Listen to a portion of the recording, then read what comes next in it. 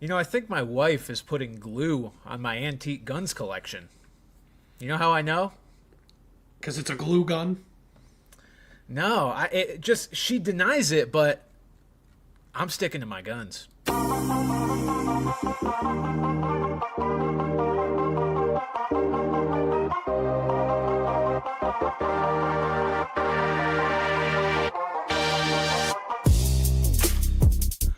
The dad joke well is running dry, folks. I swear. I sat here. We start late pretty much every show, but we started 2 minutes late because I was looking for a joke. I mean, I could look for jokes more than a minute before our show is supposed to start. Maybe that would help, but that would kind of ruin the vibe, So, folks, welcome back to Brand Coverage for Pat Gustafson. I am Brandon Carney, and we are here for some fun today. We've got a mock draft episode. We're going to get to that. That is going to be the majority of our episode today. But we've got some stuff to go over, Pat. There was some shocking news, some revelations today. And for those that don't know, I think you guys probably know, but I am a Denver Nuggets fan. I've been in...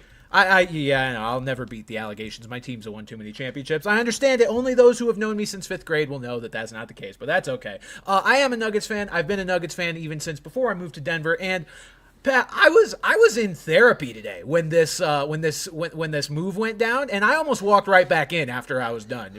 First of all, no shame, mental health matters, but I was in therapy when this news broke that the Denver Nuggets have fired Michael Malone and Calvin Booth. So we're going to react to that first, then we'll get to some March Madness reactions, then we'll get to our mock draft. But we got to start here, Pat, because what a fucking crazy move.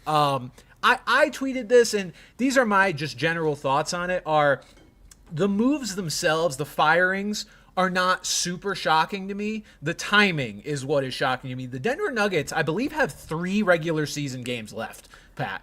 Five, but either way. Either way. Yeah, the playoffs are here. They are effectively here, and the Nuggets said, this is a good time to clean house, get rid of our coach, get rid of our GM. And again, as someone who has obviously followed this team pretty intimately, I was not shocked by the firings in general because the vibes have been pretty bad around the Nuggets all season. Granted, nobody was necessarily calling for Malone's head, but we were certainly calling for Calvin Booth's head the last few years for just putting abysmal rosters around Nikola Jokic outside of the championship season. Since then, just kind of been spinning our wheels, haven't put together a bench to save our lives. And so it wasn't a surprise for Booth to be gone, but for Malone to go with him, this was a little bit of weird vibes. What was your reaction as more not an outsider, but not a fan? The Russell Westbrook disrespect there will not be. Shut the fuck up. Shut the fuck up, respectfully. Just the timing of it was shocking. Like you said, I guess the move in itself isn't the most shocking thing, but just the fact that you would do this close to the end of the season when they're going to make the playoffs and, they're battling for home court in that 4-5 series right now. Do they really think that, that's the spark that they need to lock it up? They couldn't have locked it up and gone into the playoffs. They're not beating the Thunder.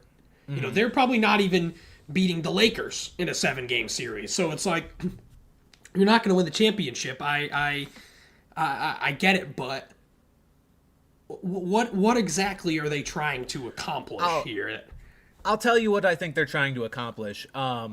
This team has been sputtering for the last 2 months. They are 8-11 since the month of March. They have dropped their last 4 games. This, to me, is very clearly a we have nothing to lose sort of move. So we are going to try to spark things by virtue of firing these guys a little bit early. Whether it works or not, I don't know. But and I think honestly the fan base both believe that this team was not going to do anything with everybody in place, which is why, as crazy as the timing is, and I believe I saw a tweet that this was tied for the latest in-season firing ever in the NBA with Hubie Brown whenever he got let go back in the day. 100 years ago. Yeah, so I get that it is crazy timing, but at the same time, given this particular scenario with how much the Nuggets are free-falling, it's not shocking because I've been hearing exactly what you said, Pat, kind of parroted over and over again, which is, the Nuggets are fighting for home court. They can still finish as a top 4 seed. The West standings are so cluttered and cluster-fucked. The Nuggets are a half game out of being in the play-in. Yes, they are currently the 4 seed in the West. They are also a half game out of being tied for the 10 seed. That is how crazy the fucking West is right now. So I'm not shocked that this was kind of a last-ditch move. It is, again, the franchise put out a statement that this was with the best efforts in mind of trying to still win a 2025 championship, and I don't believe that was them, just talking out of their ass. I do believe they think that. I think they believe that whatever was going on behind the scenes, whatever dysfunction there was between Booth and Malone and whatever wasn't working, needed to go just for a Hail Mary shot of winning a championship. This was their attempt to throw that Hail Mary, whereas I think keeping everyone, they would have viewed as effectively taking a knee, to bring it back to our football podcast. So I think that's what the goal was. I would have, again, not been shocked at all to see this happen at the end of the season, but I would have expected at least to see them keep, Malone through the end of the regular season or the playoffs as well, because of it's just unprecedented to kind of rock the boat of a team that is still going to be a playoff team and theoretically still has championship aspirations, at least. I mean, we haven't seen enough from this team to believe they're going to win it, but this is a team that won it 2 years ago, still has, outside of, Jamal Murray's he's very much in the ether right now with his injury, but still has the starting lineup other than KCP that, won a ring, but the bench is really bad, which is kind of what's going on here. That's two strikes on blasphemy here. On who? We don't talk about KCP like that. I know, I love KCP. No, I'm saying he was a big piece, but I think Christian Brown has just really stepped up to where we're not necessarily missing KCP that much. We are missing having a bench. We are missing having a bench of, we were able to have Christian Brown off the bench with that team and Bruce Brown off the bench, spelled very differently, funny enough. So I think that's where the shortcomings are. But look, it is what it is. I feel bad for Malone because I think, look, I'm very thankful to him for bringing this team a championship. Out of all the teams I'm a fan of, Pat, the Nuggets were probably the last on the list of ones I expected to actually win a championship anytime soon in my lifetime. So for them to actually get that done, I'm very thankful for it. And I think Malone, again, I think there has to be some stuff going on behind the scenes a little more than we know, because Booth has a very tangible evidence of that he has not done a very good job. Malone, I'm like, what has Booth given him that I'm gonna blame him for? What is Malone supposed to do with a bench of Peyton Watson? And look, he's not a bad player, but all these guys who aren't actual championship level bench contributor. There's only so much Malone can do. So maybe he didn't do his job as well as he could have, but I also just don't think he's the main issue here. The guy won a title 2 years ago. I just wish he would have been given a little more grace here. Someone will absolutely be chomping at the bit. Michael Malone will not be unemployed for very long. And just to mark how unprecedented it is tied for the latest, but when Hubie Brown was fired, they were 31-48. Yeah. They were terrible. So this is a play, that late in the season alone, it's but to be a playoff team is just that's just why this was just such a what the fuck move. It's funny that because people basically said the exact same thing when the Grizzlies fired Taylor Jenkins a couple weeks ago, because it was why are you firing a guy so late in the season when your team is still a playoff team? But things were when things are hey, watch this. Yeah, but when things are dysfunctional, I guess you just waste no time, and clearly things were dysfunctional. He won't be unemployed for long either. He might be the Nuggets' next head coach. I wouldn't be surprised. I don't know who they're going after, but we'll see. Shut the fuck up. So yeah, that's the reaction to the Nuggets making these moves. This season, again, for outsiders who maybe don't follow the team super closely, the vibes haven't been good for a while. The Nuggets have been kind of tail spinning here as we head into the playoffs. So not shocked on that front, but it was still shocking timing to get rid of these guys. March Madness wrapped up last night, Pat. The Florida Gators are your 2025 NCAA national champions. I have continued my streak of getting the champion right almost every year, while also putting together the most horrific, godforsaken bracket outside of that that you have ever seen. I keep picking champions right, and I have never won my bracket pool, so whatever. But at least I got that going for me. Florida winning March Madness in a thriller against Houston, leading for a grand total of about 1 minute and 7 seconds, I believe it was in that game. Great game. The Final Four did do what I think, I'll put it this way, I think that what we were owed after such a underwhelming tournament. I said it before the Final Four, and I still will reiterate, I don't think it made up for the lack of madness or lack of entertainment value in the rest of the tournament, but it did do what it needed to do to justify a little bit what happened earlier, because this was arguably the greatest Final Four of all time in terms of the quality of those 3 games.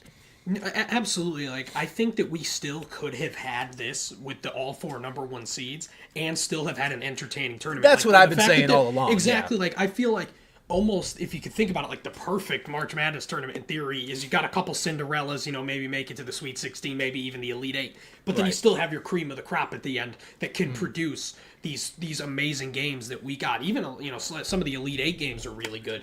But yeah, I mean, it saved the tournament from being, this will, not only will this not fade into oblivion, this will be a memorable tournament looking, years on, looking back on this with just how good those games were and just how those games ended. I mean, who doesn't love Duke just absolutely fucking blowing it? I saw one where it's like, man, if I had a nickel for every time Duke blew it in San Antonio, and I'd have 2 nickels, which isn't a lot, but it's weird that it happened twice. Shout out Phineas and Fur, but who doesn't love, even though like that this is not necessarily a hateable Duke team anymore. Like, Cooper Flagg is like the best player, obviously, but he's not really a hateable guy like some of these other Duke guys have been. And they haven't been quite the juggernaut to be hated, but at the same time, still just watching them lose. It's Duke, the way man. they lost, like, it will always be so satisfying. And just, poor Houston, man. Poor Emmanuel Sharp. Even, like, Kelvin Sampson put it very, I guess, eloquently, saying that, like, it's heartbreaking to end like that, just because, it shouldn't end that way. And for them to not even be able to get a shot off, credit to Florida's defense. They really backed Sharp into a corner where he literally bounced the ball on the ground and couldn't do anything about it. But just a horrible way to lose for Houston. But what a great championship game. Either champion would have been satisfying. And Florida's a great champion. You could say that, like, they needed to come back in all these games, blah, blah, blah. Yeah, maybe they shouldn't have needed to. But they still won all those games. They're able to do it. Who cares? You come back against Houston. You come back against Auburn. You come back against Texas Tech. You've got a 2-time defending national champion all over your ass. Mm-hmm. And they still managed to win. I think that's the sign of a really good, well-coached basketball team as opposed to a team that kind of lucked into it. They willed their way to this championship. No, absolutely. Well-deserving champion. Really good Final Four. And like you said, it's fuck Duke forever. I mean, no matter what. Like, this was not... You're right. This wasn't like a particularly hateable roster. I don't even have really anything against John Shire. It's just... Because, like, Coach K was always the hateable, looked like fucking Gru from Despicable Me kind of thing. And they had so many hateable players over the years. Grayson Allen comes to mind as the main one of our lifetime, I feel. But, like, it is still the brand of Duke I will just forever root against. That is just in my blood. That's just kind of how it goes. But congratulations to Florida. The UConn women, Pat, back on top on the women's side of things. I saw someone say UConn with the mix and match three-peat. I was like, hey, whatever. We will take as many basketball championships as we can get. It really is. If you're a basketball fan in the state of Connecticut or from the state of Connecticut, what a blessed life we live. I was going to tweet something so blasphemous and I didn't do it. I was going to say, like, how lucky am I that my parents decided to fuck in this wretched state? That now... Facts. Like, we have been blessed with a lifetime for us, a literal lifetime of basketball excellence. Excellence may be putting it lightly with just how dominant this women's program has been under Gino Auriemma, and then the highs that the men's program has had. Under 3 different coaches, they've won a national championship in our lifetime. Yeah, it's Ollie and his Make-A-Wish championship, whatever. It's so sweet to see them back on top for Paige to get this for Paige Beckers. Gino was so emotional after the game, and that was pretty much it. It seemed that it was because she came back. She could have been, in the WNBA right now, probably making less money though with NIL. I'd have to guess, but still, you're playing professional basketball. It's a different story. But she gets so many endorsements that either way, that's what I mean. She comes back, and the fact that they really did this, and Sarah Strong is a freshman. Look out, everybody else. Because holy fuck. We could have a Brianna Stewart situation on our hands. Absolute domination as a freshman in AZ Fudd coming back. And, this championship's only going to help their recruiting causes, which Gino is already a master with. Yeah. Gotta bust out the fight song. Yeah, look, it is a blessed existence to be a basketball fan from the state of Connecticut, or an alum as myself is. And look, Pat, I think you put it perfectly. Thank God my parents fucked in this stupid-ass state, because now I have 18 championships to my existence, and it's amazing. 18-1 in championship games between the two teams is just fucking egregious, by the way. They don't get there and lose, And which that's is fucking crazy. sick. How that one is just so was just so fucking heartbreaking at the same time. Yeah. But like at the same time, there were 18 others. Like how much? But yet at the same time, you just dwell on that one so bad. Any other program would be like, you can't win them all. And we're like, why didn't we win them all? Right. So yeah, the UConn women coming out on top, Florida coming out on top in the men's side of things. As far as the men's side of things for UConn, our quick little weekly UConn update, and then we will jump into the mock draft, I promise. Terrace Reed is back. This is huge news. He was a guy that was rumored to possibly be testing the portal, but he is going to be back as a Husky next year. Made amazing strides this year. Probably my favorite player this year as far as watching his development. Became an absolute beast, and I can only imagine what another year in Hurley's system is going to do. Silas Demery, I believe is how it's pronounced. Silas Demery Jr., transferring from Georgia, is going to be UConn's point guard next year, folks. He is 6'5". He is very good at defense, and we'll see what else he brings to the table. But this is Castle. high Tristan Newton a little bit, I think. At least that's the goal. I mean, that's too lofty of standards to set. That's not fair to him. But that's kind of the mold that UConn is looking for from him, is getting that guy that can operate the offense more effectively from the point position. And I think I'm very happy with getting him. He doesn't seem to be quite the scorer that Tristan Newton was. Right. But Tristan I was wasn't reading at first some things, either, though.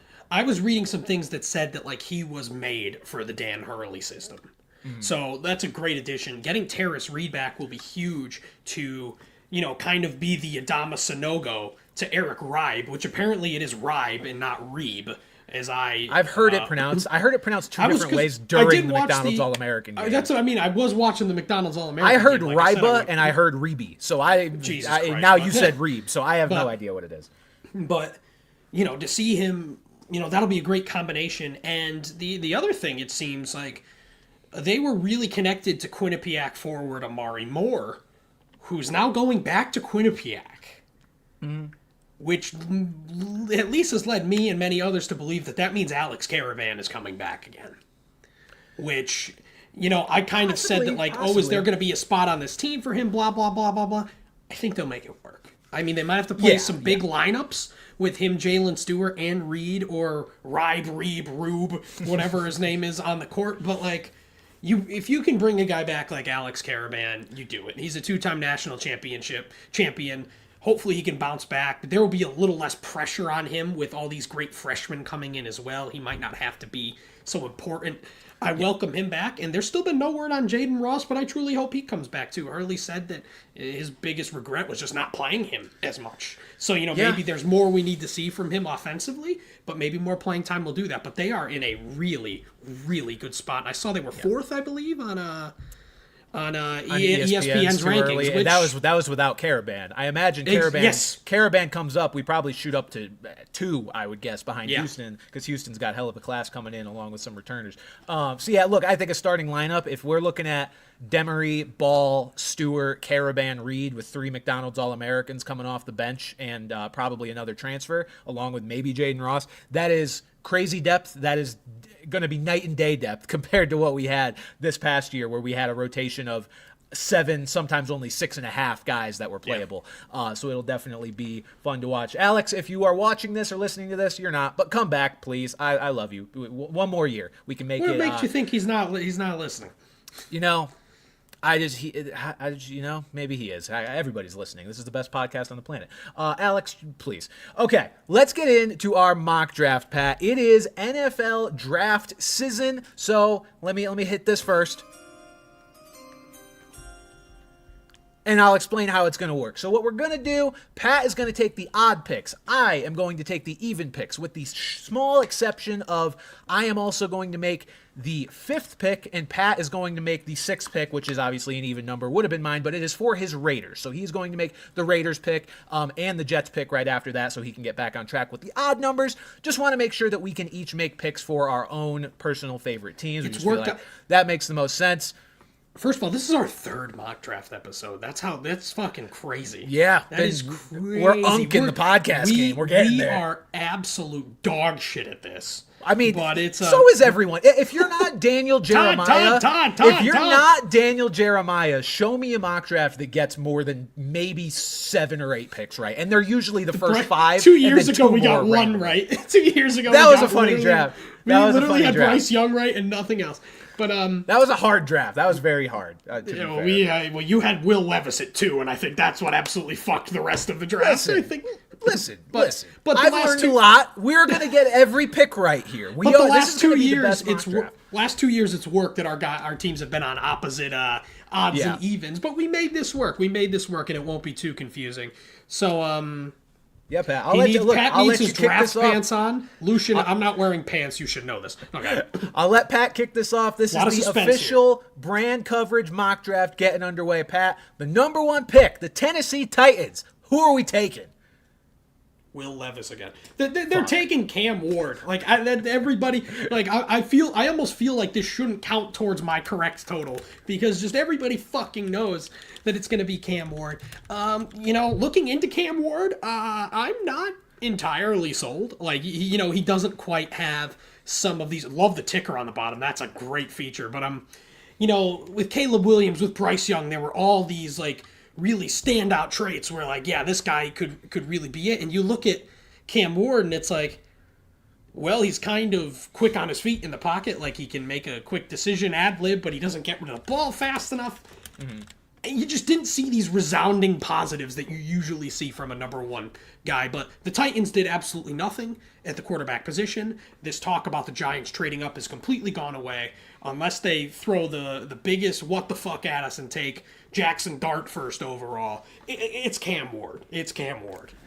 Yeah, I'm with you to an extent because I think, and I've said this many times on this show, anytime you feel like a team has to convince themselves that a guy is the guy, it's not as convincing as when you know who the number 1 pick is going to be months in advance, sometimes while that guy is in high school. Now, granted, that hasn't worked out so great for a guy like Trevor Lawrence, who is going to be in this division as well, but that gives you a little more confidence that, that is the right pick. And it took a while before the dust kind of settled on Cam Ward. Now, this has been the case for the past, I would say, 2 months or so that we've known it's going to be Cam Ward. But as soon as the Titans got the first pick, there was a lot of talk about Abdul Carter going number 1 overall, or even Travis Hunter going number 1 overall. So I agree with you. This isn't as slam dunk of a quarterback pick, but I do think it's the right pick. The Titans desperately need a quarterback. I think if there is any quarterback in this draft that is going to be worth this spot, it is Cam Ward. You're not going to be 1,000% confident in it, but I do think there are traits there that the Titans will certainly appreciate. If they build around him the right way, I could see him being their franchise quarterback. And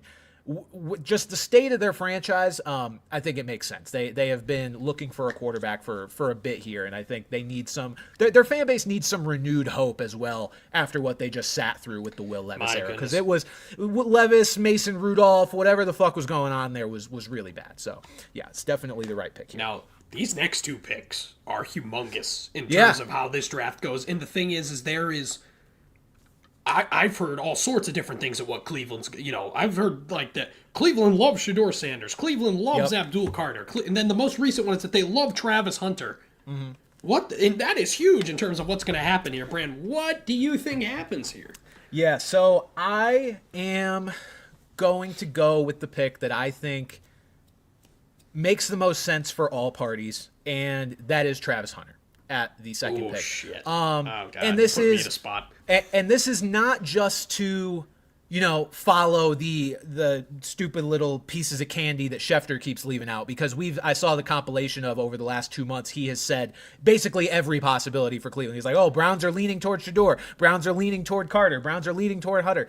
I think the reason I'm inclined to believe the rumor about Hunter this time is Not only because, Cleveland met with him the other night at like a private meeting with, both him and Shadour, which is interesting, but I think it's because that combined with the fact that this is the most logical pick from a best player available standpoint. I think the water has finally found its level of, we believe this is the best prospect in the draft, like even above Cam Ward.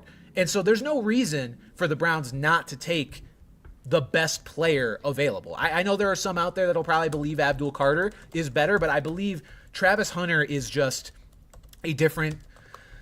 He's quite literally a different type of prospect considering the dual position, aptitude I don't that he remember has. one like this. No, I don't either. In my lifetime, at least. I just think the meeting combined with, yes, the Schefter rumor, that this being the latest one, but also with this just being the best player in the class, I think it makes sense for him to go at number 2. I'm going with him for the Cleveland Browns. You are putting me in a spot. And you're going to be put in, should this be the real life situation? Because I think the ideal pick for the Giants is Travis Hunter here, if they can swing that. This is because we talked about last week seemingly how signing Russ and Jameis would kind of take them out of the running for a quarterback, but at that time it was like, oh, well, it may not matter anyway because the 2 will probably be gone. But now with all the Travis Hunter talk has picked up, it's like they could very well be staring Shadour Sanders directly in the face. And while they desperately need a quarterback, especially one for the future, it's like, do you use the 3rd pick on a guy that's going to sit on the bench when you have other pressing needs, including you could use an edge rusher, and you've got arguably the best prospect in the draft right here. So this is going to be obviously an even harder decision for them because, that's real life. They have a little more on the line than we do. Oh, I'm going to go Abdul Carter. Okay. I think that's the right call. I just think the 3rd overall pick is too difficult to use on a guy that's going to sit in this day and age in the NFL. Like we saw how many games did Drake May sit last year? Like 7, something yeah, like so that. Even that felt like a lot.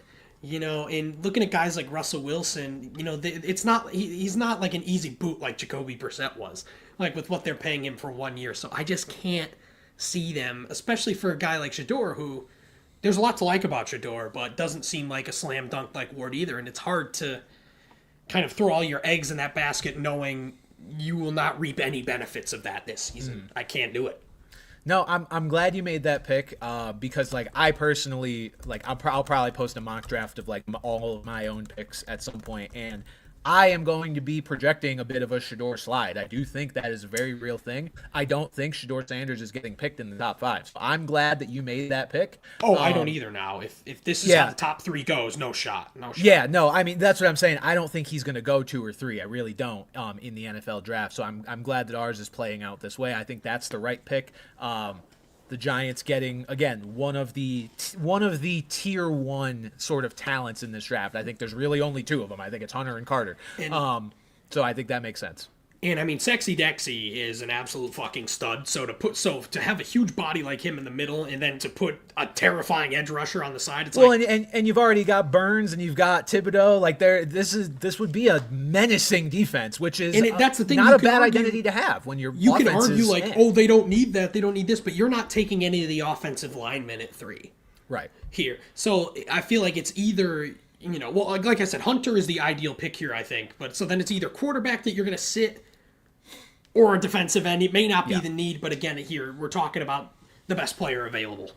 100%. All right, well, now the question will be how far does Shadour slide and where do one of us take him, or where is he going to go? So we'll see how that plays out through the rest of our mock draft. As far as this pick, though, Pat, it is the New England Patriots. My boys are on the clock, and quite honestly, this is literally worst case scenario. This is how I expect it to play out in the NFL draft, but this is worst case scenario from what Joe Milton did to us. That he is now in Dallas, but him beating the Bills in that stupid end of season game that knocked us down to number Legacy 4 game is going to royally fuck us for missing out on Travis Hunter and Abdul Carter, the generational sort of talents in this draft.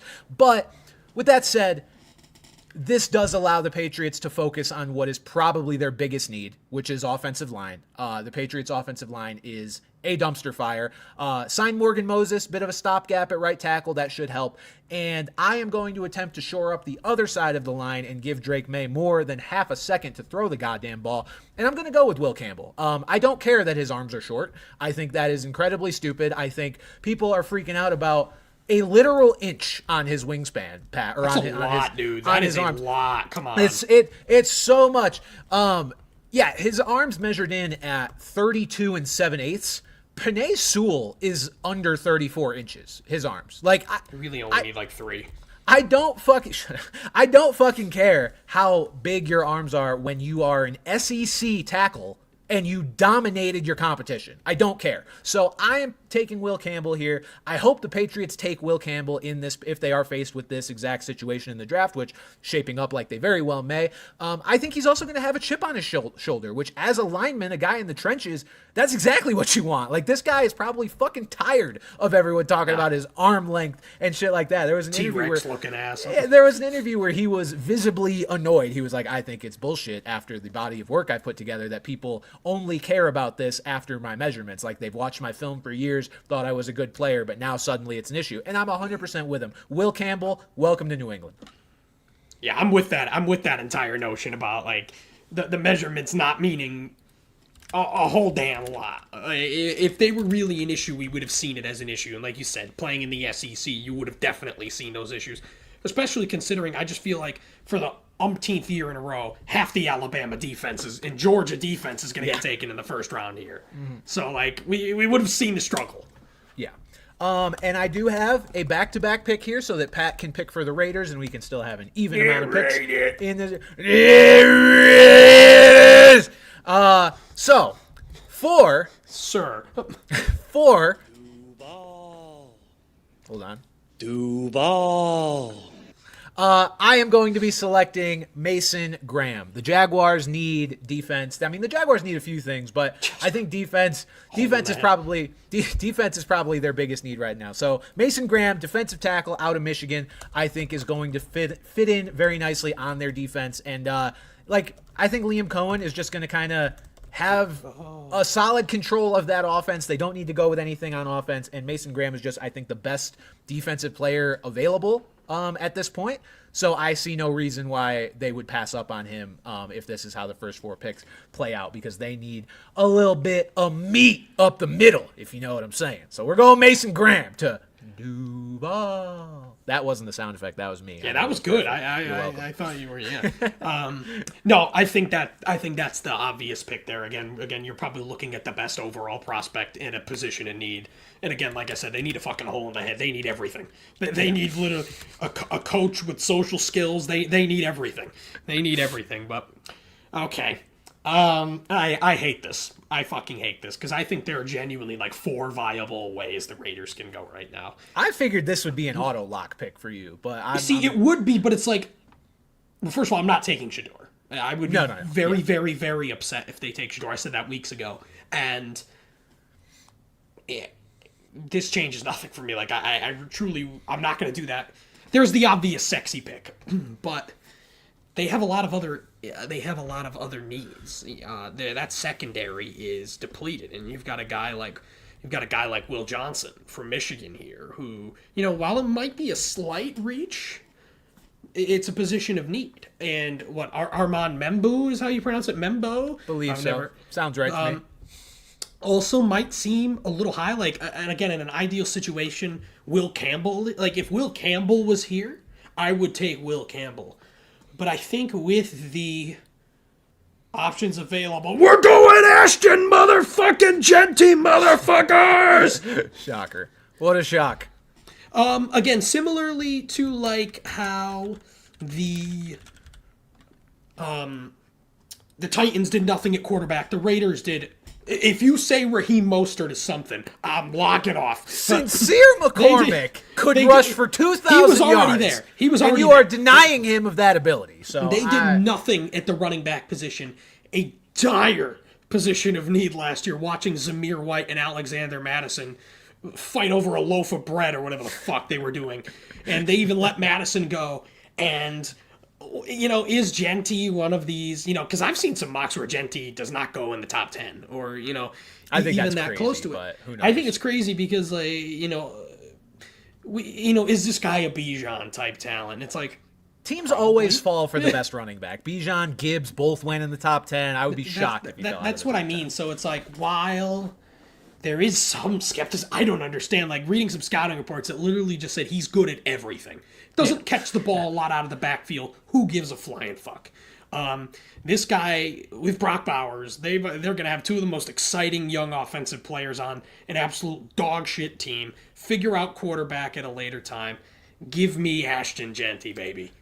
Truthfully, like Geno throwing to Brock Bowers with Ashton Genty in the backfield is probably the most sneaky fun offense in the league. Like Geno's not a bad quarterback. It's just not Geno's a going to long-term have solution. Geno's going to have 0.5 seconds to get rid of the football every play. Well, it's all right. Up his ass. It's all right. Genty and Bowers are both near the line of scrimmage for the most part. It's totally fine. It's not like they got Jamison Williams and they're trying to funnel it through a guy that they need to wait for him to get 40 yards downfield. They can get to these guys pretty quickly. So Ashton Genty to there it is. And Pat, you are up on the clock one more time here, 2 in a row with the New York Jets.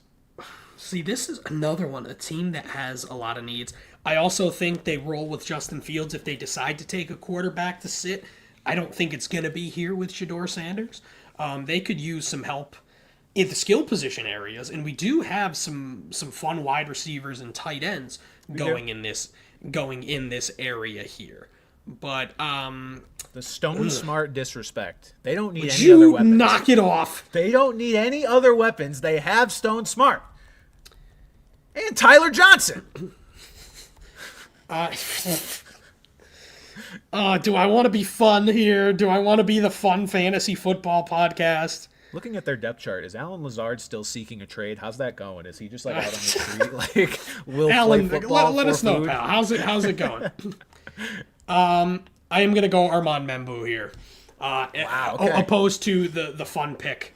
I think they just need to keep solidifying that line because again, they're going to be in a weird place this year because the expectations are lower now that they'll have Fields instead of Rodgers, but there's still talent on this roster and young talent at that. So it's like there may be some expectations to contend for playoffs, but I also feel like if they were terrible, it wouldn't be all that big of a shock. So it's like I think you keep shoring up these other areas, and then once you're fully ready to go for broke at quarterback at these other positions, because I'm talking about Tyler Warren, the tight end here, sure, as the other pick. But I just think that they, the future of this team, kind of hinges more on the offensive line. You can maybe find another tight end somewhere down the line here. I think that's fair. Wait, hang on a second. Is Pat as amazing as a musician as he seems to be? I am a fucking fraud, dude. I am an absolute fraud. I don't know what we're talking about here. Fraud. Pat is a wonderful musician. Yeah, I think that's a smart pick. Fraud.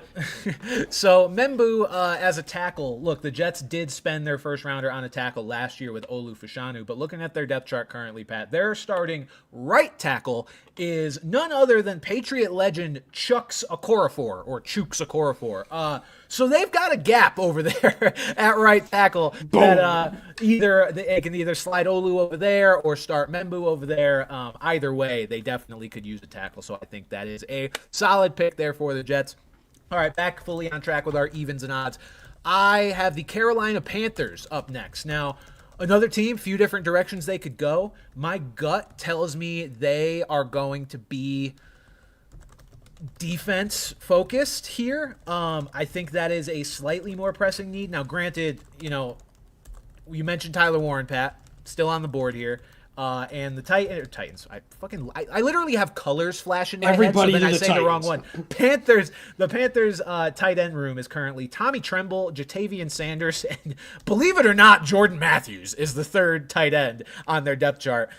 Jordan Matthews, like the wide old receiver. Eagles receiver. Yeah, he's still over there. What, do they have too many Popeyes biscuits like Kelvin Benjamin? He converted the tight end a couple seasons ago. I'm just fascinated. He's still on the actual NFL roster. Well, he's barely played. Good for him.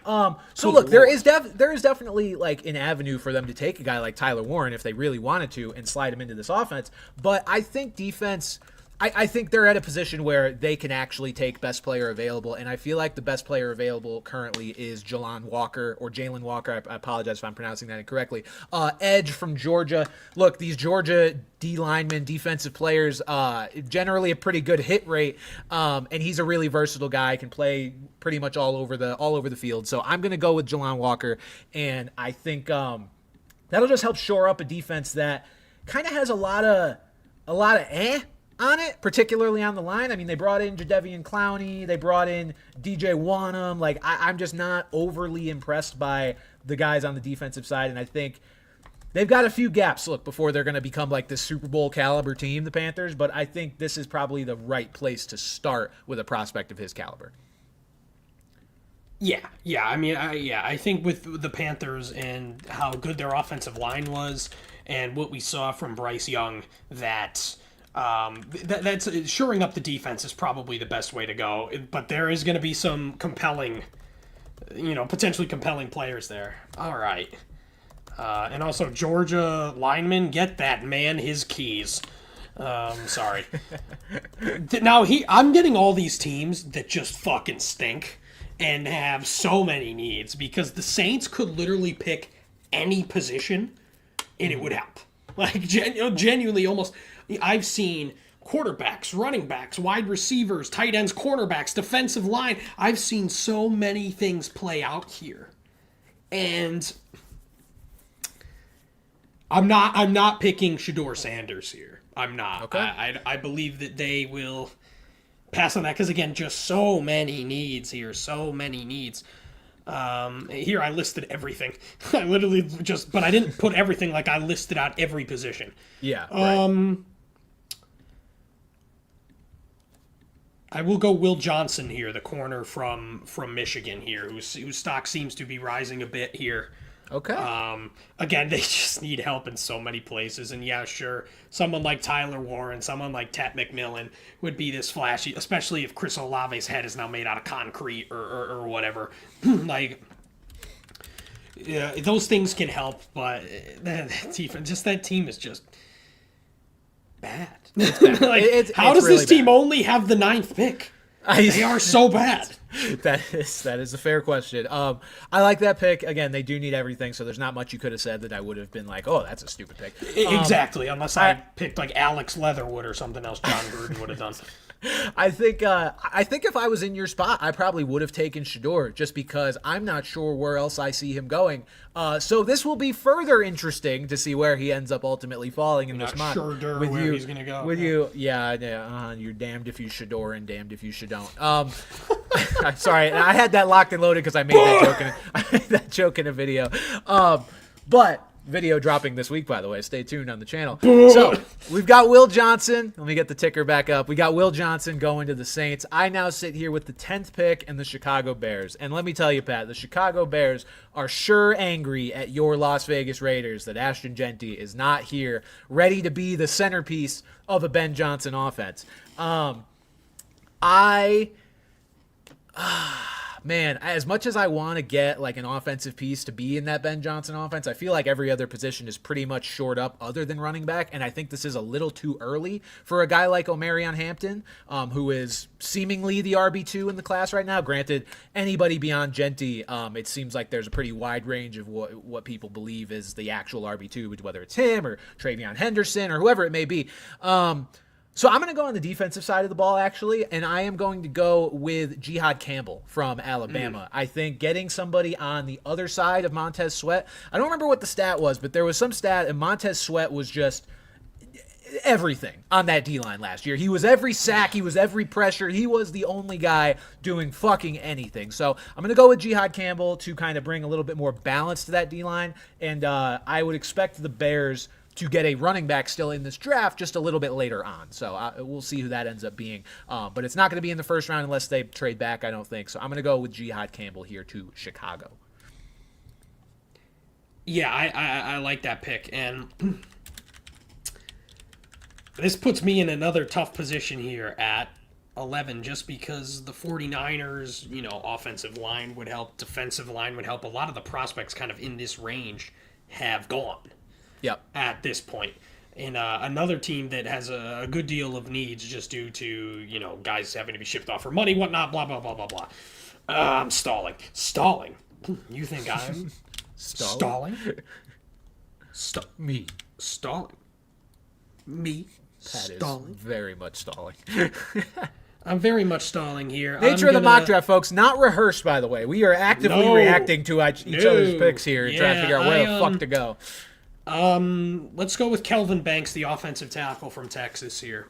Even though defensive line is also a very pertinent need here, I feel like a guy like Walker would have been great here, or even a guy like Jihad Campbell in the front seven would have been a big help, but I feel like these kind of next guys down the line, there's a little bit more of a drop-off as opposed to Banks, who I am seeing going in this range a bit more, mainly to the Dolphins. Like, in this scenario, based on all these mock drafts, the Dolphins are going to be fucking pissed right now. Well, yeah, the Dolphins have Teron Armstead, who just announced his retirement the other day, so they are certainly in the market for a tackle. With the Niners, I think this is an interesting pick. I don't know if this is the direction they'll go, because what this is, it's not a bad idea by any means, because Trent Williams is 36 years old and he's injured constantly. This would likely be a case where Kelvin Banks is going to sit for at least a year while they have Trent on one side, Colton McKivitz on the other side, and kind of have him learn, which isn't a bad thing, because I've seen him mostly as the third-ranked tackle in the class, which is what he has gone off the board as in our mock as well. He's got some things that need to be worked on before he is a reliable starting tackle. He's not necessarily plug and play. Now, he may find himself plugging and playing on a different team, but there better not have been some sort of sexual insinuation there when I said plug and play. I saw it in your face, buddy. Oh, no, I don't All even... right. What was I even thinking? I'm just making sure. I have no idea what you were thinking, and I don't want to know with your mind in the gutter, but apparently it's my mind. Hey, whoa. Name one other time my mind has been in the gutter. Folks, feel free to scrub to the end of every podcast ever. Yeah, no, this would be a case where he would sit behind and learn from Trent Williams, and I don't think that's a bad idea. Again, 36, had a lot of injuries. The Niners, just after losing so much this offseason, I would be a little surprised if they didn't draft a guy who was a clear day one starter. But granted, the Niners are so good in these middle rounds that they could probably find those guys later, to be honest with you. So I wouldn't be surprised. I don't hate that pick at all. All right, the Dallas Cowboys are now on the clock here at number 12. Boo! Jerry Jones gonna have to make a pick here, or just all of the Joneses. I think Jerry's just, I view him as just the dictator, and he's just in that draft room alone. Kim Jong-un looking ass. We are going to have our first wide receiver come off the board here, folks, and it is going to be Matthew Golden from the University of Texas. I have seen it go back and forth a little bit as to who the wide receiver one in this class is. I think it ends up being Golden, and I think, a fun fact, Pat, because I was doing some research for another video about different states that players were from. The Cowboys just seem to have a thing for guys like from the state of Texas. So like I wouldn't be surprised if they preferred a guy from the University of Texas. I looked, because what I was doing is I was putting together like the all Texas offensive line, and I was going through each team's O-line and where everyone was from. I got through like all the teams alphabetically before the Cowboys, and then I got to the Cowboys, and it was like everyone on their line was just from Texas. I was like, was this fucking intentional? Like, you don't have to do this, But yeah, I'm going to go with Matthew Golden. I think the Cowboys have, well, I don't think. The Cowboys do have certainly an opening across from CeeDee Lamb in this wide receiver room. Their current projected starters are Lamb, Jalen Tolbert, and Kevontae Turpin. They have done absolutely nothing to reaffirm their commitment to Jalen Tolbert, who, in fairness, had a decent little year last year, but I don't think that's a guy that they're going to trust in that wide receiver 2 spot. Turpin, electric player, but not a guy I think who's ever going to get full-time receiver reps or receiver play time. He's more of that special team sort of gadget guy, and he's very good at that. Jonathan Mingo is Jonathan fucking Mingo, so I'm going with Matthew Golden at the number 12 pick to kind of add a little juice to this Cowboys offense. Yeah, and you know how much Jerry loves these flashier picks here. So it's the one time I think it makes sense. Like, I don't think they're overlooking a need just to fucking draft some skill player. Like, they actually need a skill player. Yes, no, I absolutely agree. And like I said, in my scenario now, the Dolphins are pissed because it seems like they are the perfect. It seems like they're the perfect landing spot for an offensive lineman, and now you're looking at a bit of a drop off here, at least from what I've been seeing. between the likes of these next guys like Josh Simmons, like Josh Core. A lot of Josh is going on here. So I'm going to move to another area they need. You go and the secondary. You go and you lose Javon Holland, one of the bigger parts of that defense. I think they work on replacing him here with Malachi Starks, the safety from Georgia. Again, if you can't get an offensive lineman here, I think you move to your next area of need. I could really see this being a potential trade back in real life if the offensive linemen do kind of unfold this way. But yeah, that's where I'm going. All right, yeah, I dig it. Yeah, they're gonna have to try to find ways to address that O-line again. It was a problem all of last year. Trust me, as a Devon Achane fantasy owner, I was well aware of how much that O-line was not getting really any push for their running backs, and now they are kind of out of luck as far as drafting a high-end tackle here at number 13. So I think that is about as good of a consolation prize as you are going to find. All right. On the clock at number 14, Pat, this is kind of an auto lock. Fun pick. This is an auto lock pick because it's a guy that I wasn't sure was even going to be available here. It's Tyler Warren.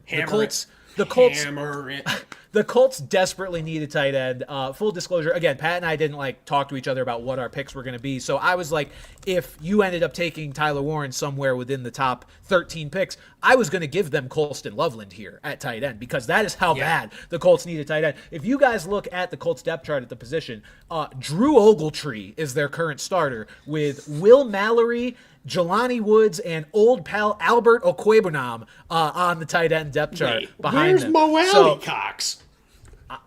I don't know. Is he a free agent? He's not listed on Cox. Their ESPN depth chart. Free agent? Yeah, as Wiki says, he's an American professional football tight end. So that doesn't sound like for the Indianapolis And what about Colts, Kyle Granson? Also a free Kylin agent? Granson, excuse me. I didn't even think he's been in the league. No, he's on the enough. Eagles. He's an Eagle. Congrats. Okay, missed that one. You're a reigning Super Bowl champion. The depth tight end. So I'm going to go with tight end here for sure. Tyler Warren is a boon for the Colts. Now, we'll see if anybody can actually get him the fucking ball in Indianapolis, but I'm going to go with him. I think this makes just too much sense here. They're not going to pass up a prospect like Tyler Warren when they are starting motherfucking Drew Ogletree right now. There's just no way. Okay, the slander will not be accepted there. But yes, only one Ogletree I recognize, and it's Kevin. You're out of here, pal. But yeah, that's a blatant need here. Okay, this has been the first pick in a while where it's not easy for me. This guy's got one of the coolest names I have ever seen in my absolute life. It's Mike Green, the defensive end from Marshall. Mike Green. I just read that the other day, and I'm just like, what a name! How bored. Dan Smith, BYU. And I love the fact that he's from Marshall. He's a Hall of Famer. This is the most Hall of Famer makeup for a player I've ever heard of. A nice Sun Belt school. You always love these kind of smaller school. Marshall's not that small. Smaller school kind of representing here. The Falcons need a fuck ton of help defensively. They could have gone cornerback here as well too, but I think a guy like Green probably would have gotten scooped up potentially the next pick by Arizona here. Yeah. But he is now off the board. Yeah, I think that makes sense. If I in my research for this found myself researching teams that I didn't actually have the rights to in our mock, and I was going to make sure that I was going to put an edge rusher on the Falcons for sure. I didn't know if it was going to be him or if it was going to be someone else who was available, but I like that pick. I hope to God they actually address that position this year rather than taking Shadour. Jackson Dart. All right, the Arizona Cardinals are on the clock here. Another team where it's almost deceptive that they're in the middle of the draft because they have so many needs. I'm going to go with Tyler Booker here. Offensive lineman, guard. The Cardinals have a pretty gaping hole in their offensive line too, currently projected to start whatever a Royce Newman is at right guard, possibly Isaiah Adams. Yeah, whatever. So shut the fuck up. God damn it. It took me a second. So no, he's not new. He's gone because he is going to be benched in favor of Tyler Booker. I think it's just, again, positional need. Shut the fuck up. I was reading about Cardinals needs, and I saw something say receiver, and I get it. They could use a lot of things. They could use another field stretcher, the Marv pick. Not that he's a bust or anything, but he's just not the field stretcher maybe they wanted. But I was also like, I feel like they really like Michael Wilson. I don't know that they're going to want to draft a high-end receiver that would demote him to like a more partial role, or maybe it would just move Marvin Harrison to the slot full time in 3 receiver sets. Who knows? But I am going to not address the receiver position. I am going to go guard Tyler Booker out of Alabama. Yes, Alabama, typically a good place to go from here. All right, the Cincinnati Bengals here. They need help on defense, man. Sam Hubbard retires. Did someone say running back? I saw one having them take Genty, and first of all, oh my god, as the Chase Brown Glazer and me would have been falling off the Empire State Building if they end up with Ashton Genty. Just make that clear. And like I said, with Hubbard retiring, with Hutchinson, am I blanking? No, who am I talking about right now? I'm blank. Hendrickson. Jesus Christ. Trey Hendrickson. What the fuck am I talking about? Multi-syllable H-name defensive end. Good Lord, I am so fucking cooked. Everyone drop cooked in the chat. So to potentially replace Trey Hendrickson, you're welcome. Tommy Hutchinson. Josh Hutcherson. Tommy, okay. Tom Hanks. Okay. Okay, I gotta make my pick here. Stalling. Michael Williams from Georgia. Another Georgia guy up front here. Again, Georgia! Good Georgia! track. Sorry, the good track record here. Great, usually minimal run-ins with the police for Georgia defensive linemen. Maybe these guys will buck that trend here. And with the next pick, Nitro Tuggle. No, Thank you, chat. That's a good pick. That was the guy that I was probably going to put on the Falcons if I had the rights to them. But yeah, another team that could certainly use an edge rusher. Granted, I don't know that they really need to focus on the defense, Pat. I say they just say fuck it and just go all in on the offense. Just draft another receiver. Draft Tet McMillan here and fucking go crazy. I think that would be the funniest possible thing that they could do. Imagine. That's beautiful. All right, let me pop his name into our little ticker here. All right, Michael Williams got that. Good to go. All right, with the next pick, we have the Seattle Seahawks, who have Sam Darnold as their starting quarterback and who have a pretty bad offensive line.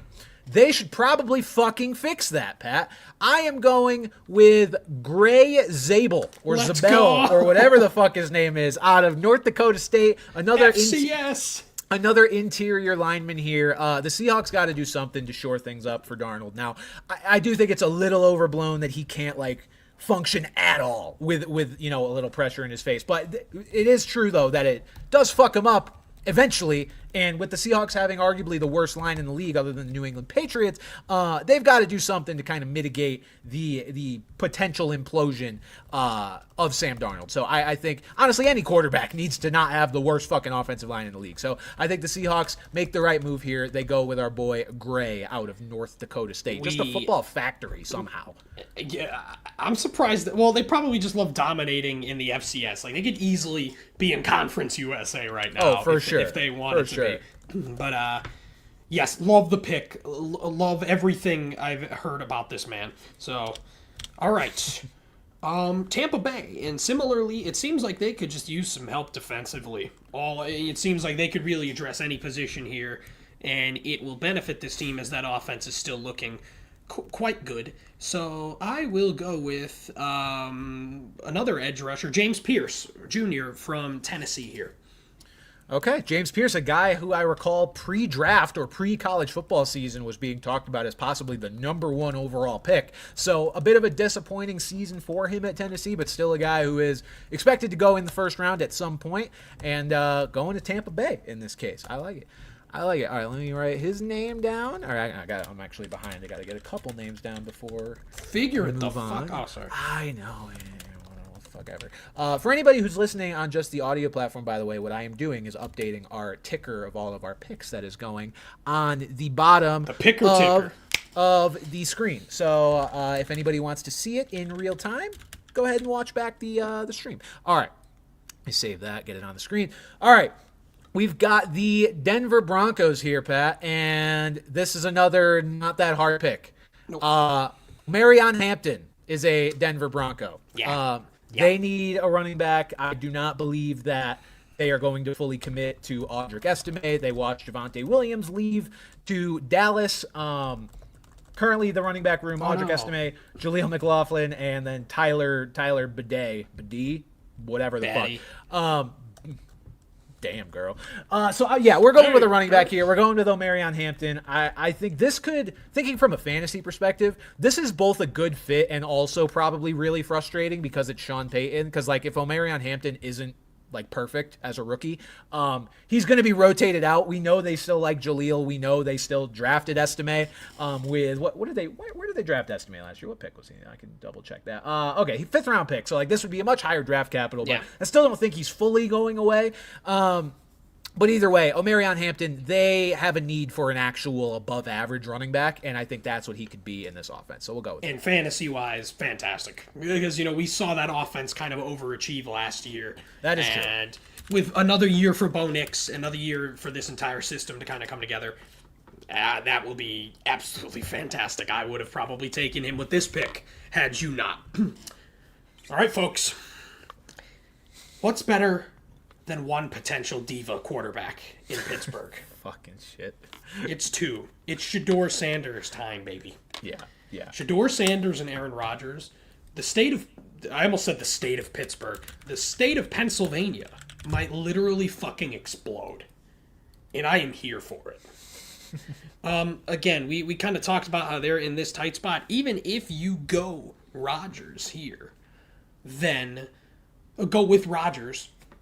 Shadour, you're kind of at a range now where you're not like throwing away. I was thinking about it earlier. Not a lot of quarterbacks that are starters came in this 20 to early 30s range. Yeah. So it's not a hotbed, Kenny Pickett vibes. And had they taken Jackson Dart, I'd say that's more Kenny Pickett vibes. But Shadour, from these scouting reports I really read here, it just seems like he's got that fucking dog in him. Was what they said. He's just so smart in the pocket. He's poised, athletic. There's maybe some things that aren't quite there, but I think if you're the Steelers now, even if you don't go and get Rodgers and you start him this year, fine. And if you sit him for a year behind Rodgers, fine. And I think at 21, it's good value. Yeah, I fully expect the Steelers to take a quarterback here. It remains to be seen, obviously, if Shadour is actually available. If this slide, does manifest in the real draft, it does seem like a possibility. But even if it doesn't happen, I would not be surprised to see them take a quarterback in this spot. All right, the Los Angeles Chargers are up next. I'm having fun, Pat, because I'm mostly just getting to draft these offensive skill players. Go ahead and take them. We're doing that again. Obvious. Another player who, to some may have seemed like he slid a bit here. What are you so confused about? Oh, see, I thought you were going in a different direction. Where did you think I was going? I thought you were going to take Colston Loveland. Oh, no, I could take Colston Loveland. No, I'm Michigan guy. I'm going to take Ted McMillan here. Damn it! I think the receiver need is a little bit stronger, especially the big receiver need, to have a guy alongside Ladd McConkey who can actually be who can actually be big and be good and hopefully catch the football, unlike Quentin Johnston. So we are going Ted McMillan here, a guy who seemingly has one of the wider ranges in this draft of where he could end up going. Both him and Shadour, it wouldn't be a surprise to see go anywhere from like pick 8 to like pick 20-something, which is about where we're at with Tet here. So Tet McMillan to the Chargers, get Justin Herbert some more help, and hope that he doesn't throw 4 interceptions in a playoff game again. Yeah, I thought Colston Loveland, Michigan guy, Jim Harbaugh, I thought that was going to be the perfect thing here, but I was absolutely revving up to pick him for the Packers right here. So, fuck you. Okay. That leaves me in a spot now where I could stay at the wide receiver position, or you could look at the other side in the secondary, which is another area of need here for the Packers. See, again, I'm the guy that hasn't been able to really pick that. Have I picked like any fun fantasy guys here besides fucking Ashton Genty? I don't think I have. Yeah, I don't think so. You've been I very. mean, I took 2 quarterbacks, but yeah, I've been very non. I've been able to get Tyler Warren and Ted McMillan, and I mean, you put Shadour in a spot, but yeah, I had Maybe, O'Marion Hampton. So yeah, sorry, I have Cam Ward. I have defun picks. Sorry about it. Fun pick time. Let's go Luther Burden here from Missouri, the wide receiver. Okay. Again, the fact that Golden went first, there seems to be a lot of it's very condensed in terms of these top, I'd say 4 wide receivers. I've seen them all outside of Art, as well as Emeka Ibuka from Ohio State also being in this range. Yep. But I will go with Burden here, who will certainly be a burden on the fantasy stocks of the likes of Romeo Dobbs and Christian Watson. Yeah, what fucking fantasy stock? I'm so done with these goddamn Packers receivers, bro. I'm so done. Last year, I could have swore Romeo Dobbs was gonna be him. I drafted him late, thinking he was. So I hit on Nico Collins 2 years ago with his breakout. I thought Romeo Dobbs was my new Nico Collins. That dude was Mitty McMitterson, and so was Christian Watson and his fucking dead hamstrings. Jaden Reed is like fine sometimes and then non-existent other times. Dontavian Wicks can go fuck himself for all I care. Oh, come on, man. Fantasy darling with no actual fucking production. So, no, I think that makes perfect sense to go Luther Burden there. Again, like you said, any receiver, it's really pretty interchangeable here. There's a lot of receivers that we don't really know how to stack them up out after Travis Hunter, who is kind of the consensus wide receiver one and also CB one in the draft. Speaking of CB, that is what the Vikings need. They need a corner pretty badly, and I think there's a really, really good one still left on the board here. So we're going to go with Jahdae Barron out of Texas. That's who else I was debating there. Yeah, just a super easy pick for them. They lost a bunch of corners in free agency. It is by far the biggest weakness of their team right now. So we are going Jahdae Barron to Minnesota. All right. Speaking of Texas, the Houston Texans. They seem like they really have 2 glaring needs. Obviously, the godforsaken offensive line. It's godforsaken is right. And yeah, it's not you good. also are looking at a team without, no more Stephon Diggs, no Tank Dell this year. Granted, they did go and get Christian Kirk, a pickup that we both like. So wide receiver would seem to be in play here. But I think you've got a guy like Josh Simmons here who... just fills arguably one of the biggest needs at any position for any team. Yeah. Quite frankly. So Josh Simmons is the top guy, at least left on my board here. Yeah, I believe you're right at tackle. I believe he is the best one currently available. Another Buckeye off the board. Another Buckeye. Have we even had any? What did I just say? Another. I think I was. Well, he's a Buckeye playing with CJ. CJ's a Buckeye, so he's protecting Buckeye. his fellow Buckeye. There we go. Yes, I like that. Josh Simmons to the Texans. Okay. The Los Angeles Rams. Maybe the most interesting late pick, I think. Lot of different ways they can go here. I am tempted to think they are going to go with their quarterback of the future. Or at least with a developmental quarterback here. Oh, shit. Okay. I'm going to go with Jackson Dart here for the Los Angeles Rams. I think there's going to be more than just 2 quarterbacks selected in the first round, and this has been a perfect sort of development spot that I've seen floated for a guy like Jackson Dart. I mean, what more could you ask for, Pat, as a guy who, we're not really sure if he's a super big difference maker in the league yet. So what do? You go into a spot where you don't have to start right away, and you get to learn from Sean McVay, and you get to be tied to at least Puka Nacua. Obviously, Devontae's, probably going to be gone by the time that Dart would be ready to take over, but you're at least tied to Puka Nacua, one of the best receivers in football and one of the best systems in football. I would love to see them take a quarterback here, so I'm giving him Jackson Dart.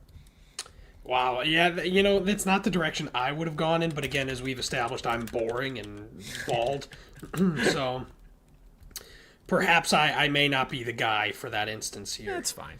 But yeah, bold, fun, again, great spot to go sit behind Matthew Stafford, so. Yep. Yeah, that's, again, like I said, I wouldn't have done it, but all right. The Ravens are another team here that, it's not like they have glaring needs, but they can kind of improve in a lot of spots, like on the line in the secondary. You took my guy here. what's his face? Baron. Your choices are pretty barren now. Well, after you just took that dart on for the Rams thing, it kind of threw me off. Sorry, I didn't want to burden you with my picks. That was a few picks ago, but I just saw his name, so. Good callback, thank you. You're welcome.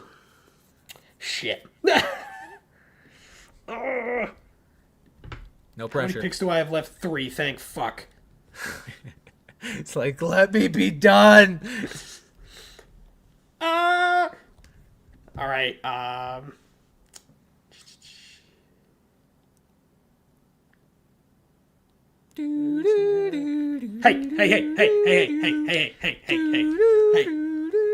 Hey. What? Look, Pat, listen, we're on audio platforms too. People are going to think their feed cut out if I don't say something. Oh, So, true. I'll just sit here and yammer. Oh, God. I'm going to see the first name that I look at here. Oh, God, I can't pronounce this. fucking shit. Is Donovan it the Boston College guy? Yes, Yeah, Donovan okay. Ezeraku, maybe? That sounds close enough. I think that's pretty good. Yeah. Yeah. All right. Donovan Again- Ezeraku to the Baltimore Again, it Ravens. seems that maybe O-line would be the more pressing need here, but let Pat filibuster. That's right, Lucian. Let Pat filibuster. He wasn't filibustering. He was looking into the void. That was the problem. When have I ever done that? All right. Donovan Ezeraku to the Baltimore Ravens as we Chat, limp let's to drop the cook and bald, please. Thank you. as we limp to the finish line of our I'm not even mock limping. I'm draft fucking here. crawling. All right. We've got the Detroit Lions up next. See if there's anything that sparks joy in terms of the best players available, or if this is where I want to pull my trap card. Oh, Patriots trade back for Jalen Milroe. No. Nothing like that. Cook and bald, thank you. Let's see. The Lions have some needs for sure. You know what? No, I'm not gonna do any sort of trade shenanigans yet.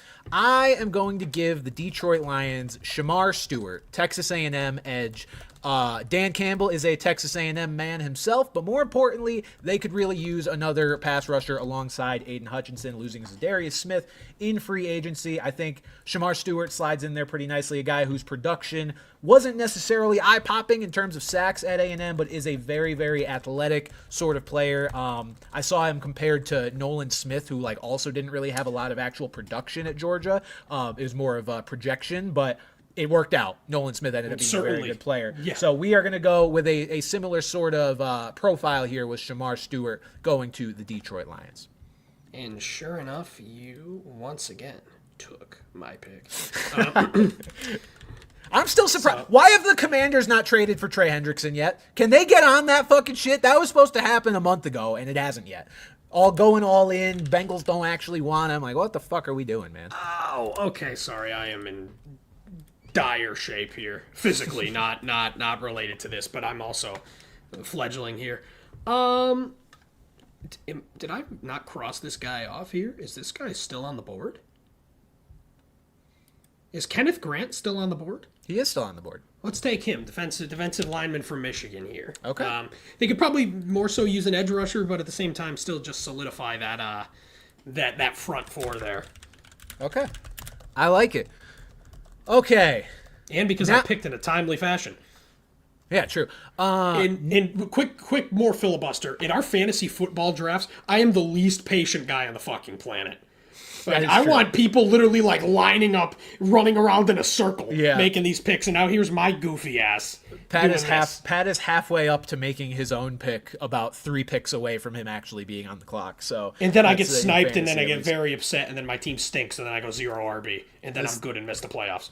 Back to Bran. All right, let me double check something really quick, because I want to make sure I'm not wrong about this. Okay. We have a trade to announce. The Cleveland Browns are trading up a mere 3 spots because they pick first in the next round with the Buffalo Bills. And the Cleveland Browns, after years of being sick and tired of getting torched by Lamar Jackson twice a year, are going to draft baby Lamar Jackson.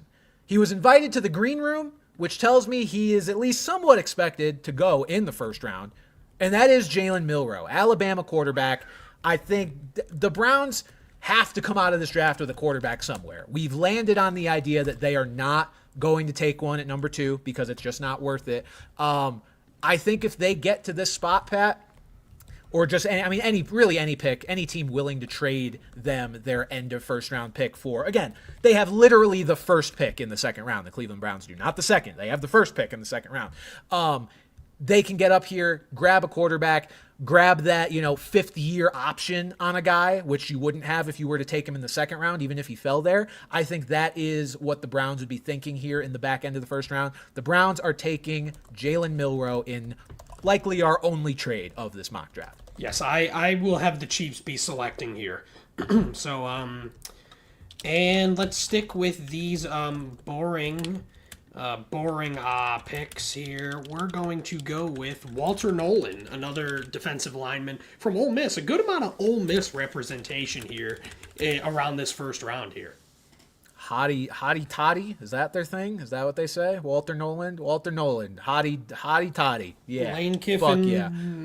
College Girls DMs, hottie toddy. Same with Todd Golden. Okay. No, he didn't do that. No, he didn't do that. He wasn't proven wrong of doing anything. I saw a tweet from one of our favorite UConn spam accounts that it was like about Kelvin Sampson and Todd Golden. And it was like, of the 2 guys who got in trouble for inappropriately texting someone, I think we got to root for the guy who was just texting recruits. It's like, yeah, that's fair. Finish this draft. I was going to say about Kelvin Sampson, in the era of NIL, that man needs to be fucking vindicated. Yeah, the only thing 100%. he did wrong was lie to the NCAA. His fault. He does that this day and age. He does not get a show cause. Got to throw that in. Forgot to mention that earlier. Very true. All right, we've got the Super Bowl champion, Philadelphia Eagles, making the last pick of the first round here. Not shocking to say that this team doesn't have a whole lot of needs when they just won the Super Bowl. But I'm going to operate off of mild speculation here because there have been rumors of them getting rid of Dallas Goedert. And considering this appears to be a fall for Colston Loveland, I'm going to give them Colston Loveland. I think it would be a shame if he fell completely out of the first round in this mock. So I am going to give the Eagles Colston Loveland. And Pat, I'm going to call a slight audible as well because we made a pick for every other team.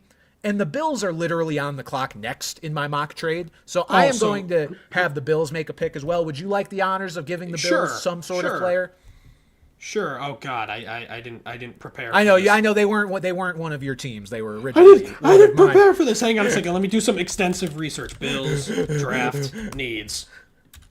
They need a cornerback, defensive tackle, and wide. Well, they just perennially need a wide receiver. Well, because they have fucking Josh Palmer and whoever. Do they do this again where they trade back? Well, didn't they do that with Keon Coleman and he was the first pick of the second round or something? They did. This is a very similar vibe. Yeah. You taking a receiver again? Do we do it again? Do it again. Give him Egbuka. Give him Egbuka. Give him Egbuka. Do it. All right.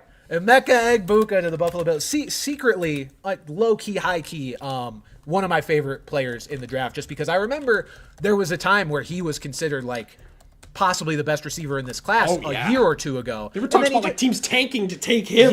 Yeah, he kind of fell into the background, and I'm not sure why he seems to have fallen this far, but I think he's going to be a pretty good player in this league. So I like the Bills getting Emeka Egbuka and giving them some sort of pick here after I had the Bills just for Khalil Shakir to still lead the team in targets. Pat has dipped out of the draft by accident. But yeah, fair enough. Khalil Shakir very well may lead them in targets, or Josh Palmer will. But that will do it for our 2025 mock draft. I'm not going to run through every pick. Hello, Pat. I have absolutely no idea what I just did to remove this tab from my computer. I did not hit the X button, and nothing else went down. I'm impressed either way. Everybody, in chat, or God, somebody say something mean about me in the chat, but not too mean because I'm sensitive. Yeah, Pat. Say something funny mean about me. If you say something funny and mean but toes the line perfectly, Pat will pop a half chub, so that's why he's asking you. All right, I am a masochist. The mock draft is done with, Pat. do you have anything to say after the mock draft in its final moments? How do you feel we did here? You think we got everything right? I think we're going 33 for 33, personally. No, I think that. Oh, nice hair. Oh, come on. Nice hair. That's fucked up. Yeah, I think there's a lot of picks here where teams can go in various different directions. And like I said, these number 2 and 3 picks are going to be dictated heavily off of, what happens there. Like if Shadour does slip past 3, that opens things wide open here. Yeah. And I like you said, I am glad we did that because, if we were to redo this and say Shadour goes 2nd or 3rd, there would be a serious, chain of events happening 100%. here. I do think we will see some more trades. Obviously, I don't personally love to do trades. I've done it in years past, not this year. I think we'll see some stuff, especially if like Shadour starts falling like this. If a team wants to really snipe Pittsburgh, like Cleveland, maybe. I also think we'll see some more running backs go, at least one more in the first round. With how strong this class is, I just couldn't really find a good spot for Travion Henderson. But I think there's going to be at least 3 backs to go in the first round with just how strong of a class this is. I think somebody, whether that is via trade up or other methods, maybe he just goes to a team that is completely unexpected. But I think there's going to be some more backs taken in here. So we'll see how that plays out. But yeah, folks, that'll do it for our mock draft. And that'll do it for this episode of Brand Coverage. Again, feel free to check out the stream on YouTube if you're listening on any audio platform, because we've got all of our picks kind of scrolling along the bottom of the screen here. I'll try to put out some kind of graphic anyway. I think PFF lets me put together a pretty easy mock, so I might put that together, tweet it out, post it on Instagram, something you guys can see all of our incorrect picks in all of their glory, because they are going to be wonderful. But I think this went pretty well. Folks, for Pat Gustafson, I'm Brandon Carney. And we will see you guys. Oh, wait. Announcement. The reason we did this mock draft, there will not be a show next week. I'm going to WrestleMania. I am leaving for WrestleMania on Tuesday. That is why we did the mock draft. What am I supposed to do? Crank it? I don't fucking care. Oh, not on my stream, though. Set up a StreamYard for me. No, not happening. The reason we did this mock draft, 3 weeks before the NFL draft, there will be no show next week. So I figured let's get it out of the way. Let's get it out here for posterity purposes. But we'll be back the week after. So no show next week. We will return on what the fuck date is it? The 22nd? Yes, April 22nd, not August. April 22nd. We're taking a long hiatus. No, April 22nd, 2 weeks will be our next show. So for Pat Gustafson, I am Brandon Carney, and we will see you guys in 2 weeks. Plug it and play it. Bye-bye. And for anybody watching live, you guys know the drill. We will answer your questions here and now. First, we got to get through the dono questions. Dragons says, I'll put it on, whatever. We say a lot worse on the show. I'm going to touch you if Scattaboo is not first overall with $1.99. Dragons said, at least that means someone will. Dragons, I apologize. Cam Scattaboo is not going first overall. I'd love to see him be a first round pick, but that is, first overall is certainly I'd love to feel the touch of a woman. So Dragons 8792, if you're a woman, call me. Bucko with 10 pounds says, hey guys, if you were a rookie in this year's draft, based on a situation, which team would you not want to draft you? For example, the Saints in cap jail and Dallas having a senile owner. So I guess Dallas. Just what team would you really not want to go to? Dallas. Yeah, you think? I don't know. Think about it with the Saints. Think about it with the Saints. They are in cap hell. They've got Kellen Moore, who I certainly think has the potential to bring them out of this eventually. Not saying far, in a few years, they're going to be, granted, hopefully they're much healthier this year, but still, it's going to be a lot of growing pains here. But at least it's not a terribly run organization. They've obviously made some less than stellar decisions to put themselves in this cap hell. But the Cowboys, with the expectations, with the microscope you're under, and just the absolute shitstorm of a front office, I don't want to go there. How about, drum roll please, the New York Jets are my answer. That would be the team I would least want to go to out of any situation. Oh, see, I thought this was an either-or situation. No. This is any situation. Illiterate in the chat. Any situation. The New York Jets also have a senile owner who drafts off or makes moves off of Madden ratings and is a moron. And as much as I like Aaron Glenn and have some hope he can do a good job, you have a head coach that you have no idea what you're getting out of him either. I just think the Jets are even more combustible situation at this point than Dallas. I don't want to Although go to the Raiders. they're comparable. That's fair. No Raiders. You know who should go number one overall? Pat, Just get the GP George Glazer one in here. I Pickens. saw it.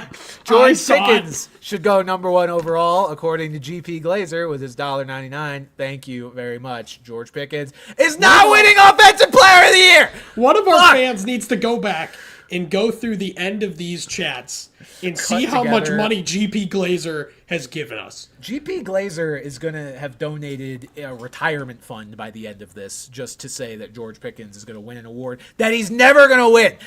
Lucian with $5 says, as long as the Lions don't trade up and take an edge rusher like James Pierce Jr. ahead of my Packers, it's a good mock draft. Okay, well, we didn't do that, so you're welcome.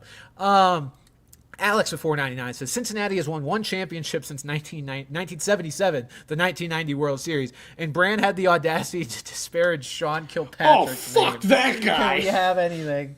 Fuck Sean Kilpatrick. Oh, I hated him too, man. Any American Athletic Conference ball knowers know that Sean Kilpatrick was a thorn in our side for years. My goodness, man. In an era that was already painful enough, we had motherfuckers like Sean Kilpatrick and Jaron Cumberland as well. Don't think I forgot him destroying us for Cincinnati. So fuck both of them. And I think Cumberland had a brother on the team too who wasn't as good. But Jaron Cumberland was the problem. Bucko is another 10 pounds. Why have I got a feeling that if the Pats are willing to trade back from 4, Jerry Jones is going to offer the Dallas Cowboys soul on a silver platter to Vrabel so they can draft Genty?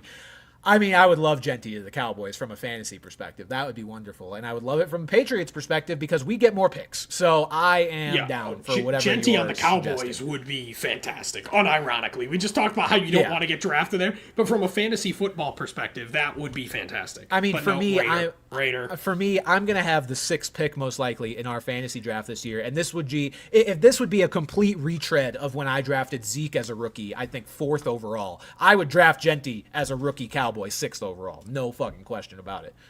I would draft Raiders Genty 1st overall. No, you wouldn't. You don't have the sack to draft a rookie there. Am I playing mind games with you? Who knows? Oh, yeah. Omega Recon before Chase Brown, number 1 overall.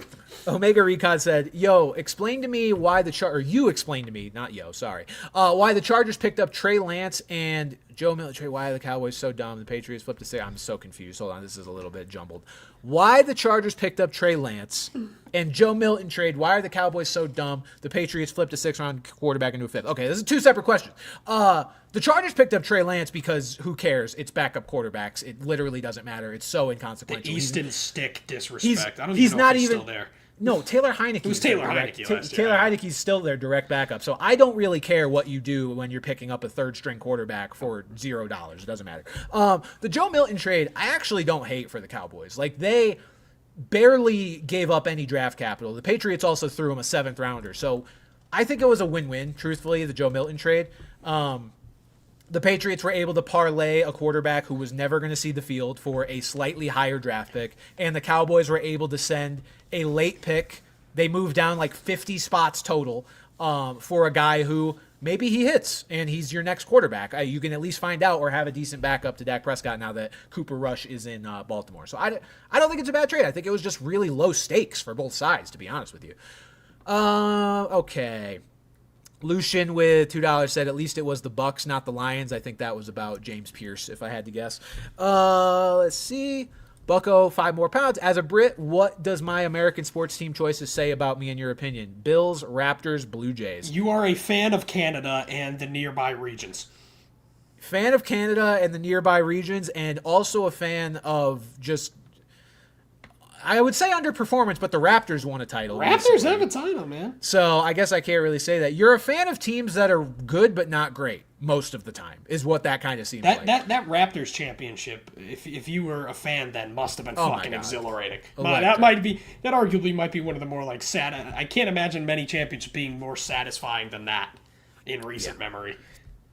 Alex with 199 said ceiling/middle/floor comps for Ward and Shadour. So, Shadour is... Floor is Jamarcus Russell. I mean, floor for both guys, realistically, is Jamarcus Russell. But both of them could be out of the league, but I would assume it won't be for effort purposes. So maybe Jamarcus Russell's not quite fair. But floor is unplayable for both guys. Like, that is how weak this quarterback class generally is considered.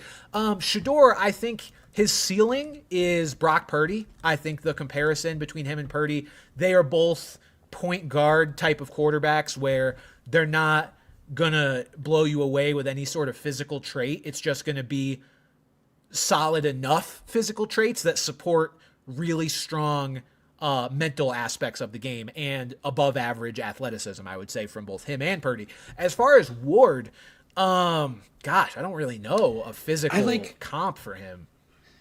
A physical comp? Like, I feel like, I don't know if I want to say this is his ceiling. I said drunk Josh Allen just because I know he can drunk. run. He's a big guy.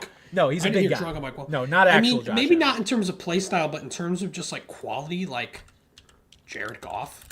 Like, I think we're looking at a guy who may not be one of the league's elite quarterbacks, but a more than serviceable guy that your team would be happy to have here, who's, you know, getting MVP votes and making Pro Bowls and whatnot. Possibly Dak Prescott, maybe up there. Yeah, that's a good one would too. Be another, yeah. I feel that's in a similar vein. All right. Bailey says, would you be surprised if my Jags don't address wide receiver in the draft and they roll with Parker Washington as the wide receiver too? And no, I don't trust Diami. I would be surprised if they don't draft one anywhere. Yeah, I don't necessarily I don't necessarily think that they're not just going to roll out Diami Brown as their wide receiver too. They are. If you listen to what their comments were about him, they were very complimentary about Diami Brown. Their new who's the Jags' new GM? Is it Spytek? Is he the one that went over there? Or does he go to the fucking... Where did he go? I don't remember who... No, sorry. Spytek's your GM. Jaguars' new GM. Is this the young-looking guy? Yeah, James Gladstone is their new GM. I think he was the one that was really complimentary of Diami Brown and just his skill set. So I wouldn't be surprised. Like, he came on at the end of last year. I'm not saying he's great, and I'm certainly not saying he would play over, let's say, the Jags... I mean, I guess they're not going to take a first-round receiver at 5, I wouldn't think. But if they take a receiver in, the early... second. I don't know that Diami would start over him, but like I do think they want to give Diami a shot. So we'll see. I would be surprised if they don't address one anywhere, though. Absolutely. Lucian with $2 said, thanks for Luther Burden, Pat. So, Pat, he's very happy with your Luther Burden assignment to Green Bay. Somebody has to be. Let's see. 7 C's of Beans with $5 said, wouldn't a wide receiver or linebacker be better for the Rams than a quarterback of the future given the window they have with Matthew Stafford? Yes, I totally understand that. And it was meant to be a little bit bolder of a pick.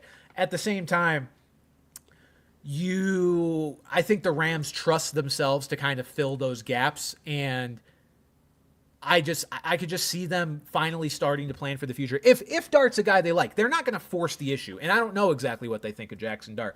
But yeah, I totally see your point about getting an actual immediate contributor given their window, but they could fill those gaps in other ways. Nate Jablonski says cookin' bald with $2.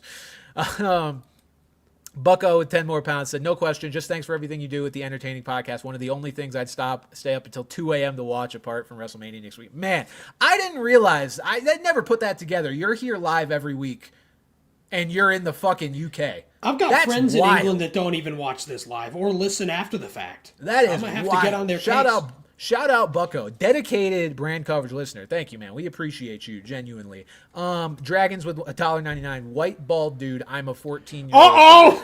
Oh no! Don't touch us. Oh boy, we knew we were getting canceled. We have no idea what anyone's talking about. All right, couple questions from the general chat before we jump off here. What can I hit myself with in here? Probably anything. Let's see. Bailey with another $5. Bailey with $5 said, plan for the future, try to win now. Yes, this is an old Brad video reference. I remember that video where I was like the Falcons. I was like tweaking, trying to figure out if I should plan for the future, try to win now. And they couldn't make a fucking decision. They made the wrong one with Penix. That was See, I feel like there's a difference between wasting a high pick like they did. And granted, look, it worked out for the Falcons for whatever weird reason they did, because Cousins was dust. So getting Penix ended up working out in the long run. I just don't see why they signed Cousins to begin with. But to me, that's the difference between like the Falcons and what the Rams would be doing in my hypothetical. The Rams aren't passing up this clear, high-end, immediate contributor. It's the 26th overall pick. Could they find one? Sure. But it's a little bit more understandable to not pass up when you're not passing up on a super clear-cut like talent like that. Let's see. Tyler says, do you think Tyreek will actually be traded, or is he just going through his Ayuk face on Twitter? I don't know what he's going through. I have seen from a few places that he could be a draft night trade. But no, I don't think he'll actually get traded. I think he's just an attention whore on the Aaron Rodgers side of things. So no. What makes you think that? He tweets too fucking much. That is why. Nothing wrong with that. College Pat would be very offended by that. Moshe Aboud said, how far do you think an all-white fantasy team could go? Okay. Who would that team be? Running back is obviously the problem. It's McCaffrey. Patrick Laird. It's McCaffrey who's half dead. But still, it's McCaffrey. It is McCaffrey. Who's the RB? Who's the next best white running back? Danny Woodhead? Is it actually just Scattaboo, regardless of where he goes? It might be. I imagine he's not going to go anywhere where he's worse than an RB2, right? I'm just trying to even think. I'm just blanking. Let me see. I could pull up a running back depth chart really quick. Just That's see not if as fun. Anybody white Is stands Patrick out. Laird still on a team? Stop saying Patrick Laird. No. The mayor! Or the intern, whatever his nickname was. Like, I guess it's probably Will Shipley. Is he white? Is Will Shipley white? I think Will Shipley's white. Dang. I'm not sure. Can we have Rashad White? Does that count? I mean, we could also. I'm seeing. I have a suggestion. How about Patrick Ricard? He scores a touchdown every 6 weeks. I don't know that's. It's really being all that pointed well. out that Austin Eckler, friend of the show, is half white. I don't think we can go half. I think there's a lot of really good players that are half. Oh, Raider legend Alec Ingold mentioned. I think Will Shipley would actually be the best option until Scattaboo gets into the league. But we're going to assume Scattaboo. So we're going Toby Gerhart. Josh Allen, Christian McCaffrey, Cam Scattaboo, Lad McConkey. No, McConkey, yeah. McConkey to start with. Let me pull up other receivers. I'm sure there's other good white receivers, but I'm not sure who the actual that aren't Cooper best. Kupp. The actual best one. Yeah, Cooper Kupp's a little bit past his prim. He still might be on the team here. He might be, yeah. Let's see. Alec Pierce? Do we like Alec Pierce more than Cooper Kupp at this point? We might. No, I do not. I don't know. No. I might. I do not. I might. Obviously, our boy Brock has got to be the tight end, right? Brock Bowers will be the tight end for sure. Well, we need a flex, too, so maybe Alec Pierce would be the flex. Or would we go second tight end in that instance? We'd probably go second tight end. Probably just go, Trey McBride. I think you're right there. Yeah. I mean, like, Kelsey still exists. Mark Andrews still exists. Tyler Warren. Tyler Warren, maybe, unironically. Go Adam Thielen in the flex, too. Yeah, I think, Any kicker works. An all-white fantasy team could win it all. Let's put it that way. To answer the question, it could be good enough, I do think. Okay. That's a really good team. Is that not a really good team? You have the tight end one, the QB one, possibly the RB one if his Achilles don't explode. And aside from that, just a decent depth around him. George Kittle, that's true. Another good one. Thank you, George Kittle would probably be the flex. Oh yeah, my guy. Yeah, so I think that'd be a solid draft. What about Mac Hollins? Is he good enough? I think he's black. I don't believe Mac Hollins is white. He'd be on the all barefoot team. Oh, someone brought up Carson Steele. Yeah, that's true. That's a good point. You mentioned that. To a viewer draft, GP Glazer first overall. No. Ice Puppy says. Hang on a second. Do we think my Jets will take Shadour for some weird reason, or do we take Warren or some other skill position if Shadour's available?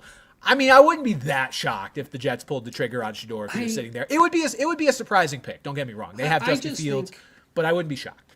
I just think that they have other needs to the point where they don't need to, go and get their potential quarterback of the future, quote unquote, here in Shadour that early when there are question marks around him when they don't need to do it. That's fair. Let's see. Anything else? All right. I think that'll do it, Pat. I think that's a good way to end it here for the show.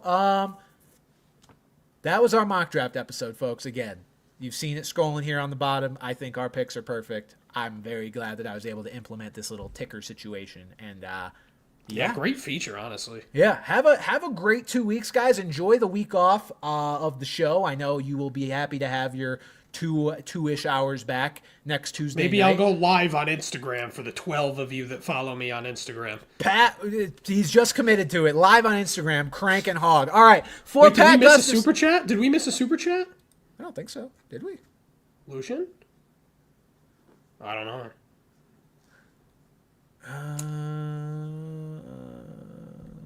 Let's see. No, I don't think so. Okay, that'll do it, folks. For Pat Gustafson, I'm Brandon Carney. We'll see you guys in 2 weeks. I'm going to WrestleMania. I'm going to bed. What happens in Vegas stays in Vegas.